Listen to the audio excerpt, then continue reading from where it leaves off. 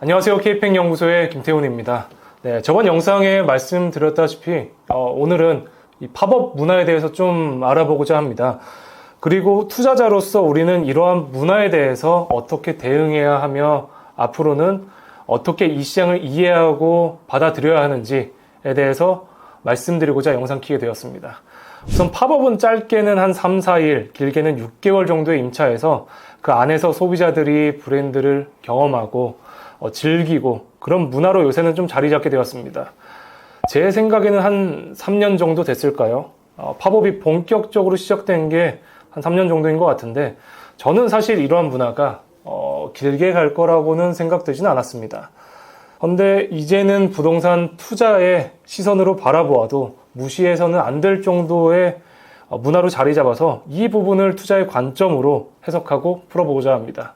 팝업은 크게는 성수동, 홍대, 연남동, 한남동 각 백화점들 그리고 압구정 로데오 이 정도에 많이 포진되어 있는 것 같은데 백화점들을 제외하고는 각각 상권에는 현재는 적게는 한 5개에서 10개, 많으면 30개, 더 많으면은 60개까지 되더라고요. 매월 한 30개에서 60개 정도는 계속해서 팝업이 열리고도 있고요. 특히 성수동 같은 경우에는 실제 성수동은 이 거리만 걸어도 팝업이 계속해서 바뀌다 보니까 놀 것, 먹을 것, 즐길 것, 경험할 것이 좀 천지긴 합니다.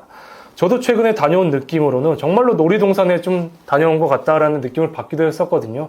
실제로 최근에 진행했던 소주 팝업 스토어 같은 경우에는 안에서 놀이동산을 만들어 놨었고 보트로도 다닐 수 있게 그런 길을 만들어 놨더라고요. 그럼 저희는 투자자로서 이러한 문화가 임대인에게는 얼마나 큰 임대료를 좀 안겨줄지에 대해서 좀 파악해 볼 필요가 있습니다. 저희가 파악하기로는 적게는 하루에 300에서 많게는 한 2,500까지 된다고는 파악하고 있어요. 차이는 면적에 좀 있을 건데 이러한 현상 때문에 전문 부동산도 계속 생겨났고 계속해서 전대 형식으로 계약도 많이 한다고도 알고 있습니다. 희소한 좀 큰 부지 같은 경우에는 엄청난 임대료를 좀 내게 되거든요. 제가 파악하기로는 약 250평 정도 되는 그런 연면적에 최근에 한 4개월 기준으로 월 6억, 그럼 24억이겠죠? 이렇게 임차했던 사례도 있는 것으로 파악됐습니다. 정확한 지번이나 건물은 좀 공개해 드릴 수가 없을 것 같아요. 그 보안 때문에. 명품 업체에서 임차를 했었었고. 이게 얼마나 큰 임대료냐면 건물로 환산했을 때는 600억 기준으로 했을 때는 연수익률 12%, 1000억일 때는 7.2%의 수익률입니다. 그럼 이러한 것들이 건물의 위치에 따라서 입지에 따라서 조금씩 계속 탄력적으로 생각은 해야 되겠지만은 저희는 투자자 입장에서 지속 가능성에 대해서 좀 판단을 해볼 필요가 있거든요. 그럼 현재 임대가랑 팝업의 형태, 임대료가 어느 정도까지 이 피크인지에 대해서도 판단을 해봐야 됩니다. 제 생각에는 팝업 형태의 임대료는 현재 어느 정도 피크는 찍었다고 생각은 해요. 왜냐면 업체마다 위치마다 건물마다 좀 탄력적으로 생각은 해야 되겠지만 최근에 만난 브랜드 마케팅 하시는 분의 입장을 좀 말씀드리자면은 현재 TV 광고에 많은 비용을 쓰는 것보다 유튜브나 팝업에 비용을 쓰는 게 훨씬 더 홍보 효과나 매출 증대 효과는 있는 거는 맞다. 다만 최근에 특히 성수동 같은 경우 이 팝업 임대료 시세가 너무나도 많이 올라있기 때문에 이 정도는 어느 정도 한계점에 도달한 것 같다. 브랜드에서도 많이들 그렇게들 얘기한다라는 게 그분 입장이긴 합니다. 또한 실질적으로 팝업을 많이 하셨던 임대인분의 의견을 제가 들어봐도 예약이 내년 한 4월, 5월까지 많이 차 있기는 하지만 계속해서 취소되는 것도 많고 어느 정도 이 정도 금액에서 올라가는 건 한계가 있어 보인다라는 게 그분 입장이기도 합니다. 그럼 종합해보자면은 임대료는 어느 정도 한계에 좀 차올랐다라는 게 첫 번째고 두 번째는 이러한 문화가 그리고 상권이 계속해서 확장이 되느냐를 판단을 해봐야 될 것 같아요.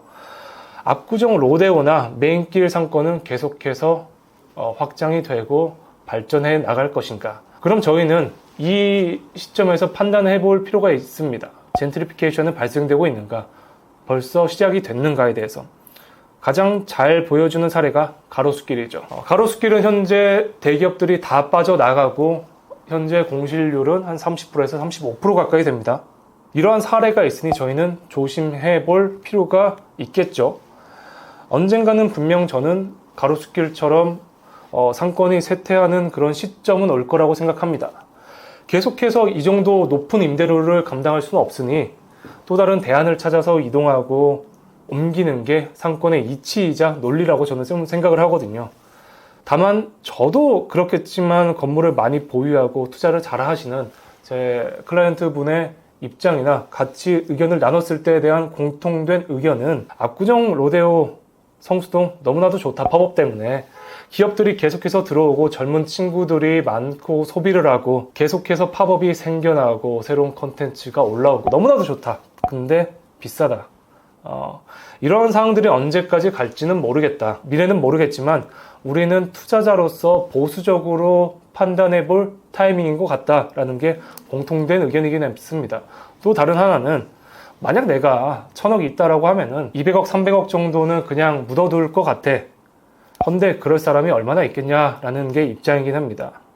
저희 같은 일반 투자자들이 들어가기에는 분명 보수적으로 판단을 해야 하는 시점이고 팝업으로 인해서 상권이 언제까지 확장이 될지는 모르겠지만 저는 다른 대안, 다른 투자처를 찾는 것이 더 나은 선택이라고 한편으로는 생각이 들긴 합니다. 순전히 건물 투자의 관점으로만 좀 바라봤을 때에는 저희는 인풋 대비 아웃풋이 잘 나오는 투자를 해야 되니까 이렇게 좀 의견 남겨봤습니다.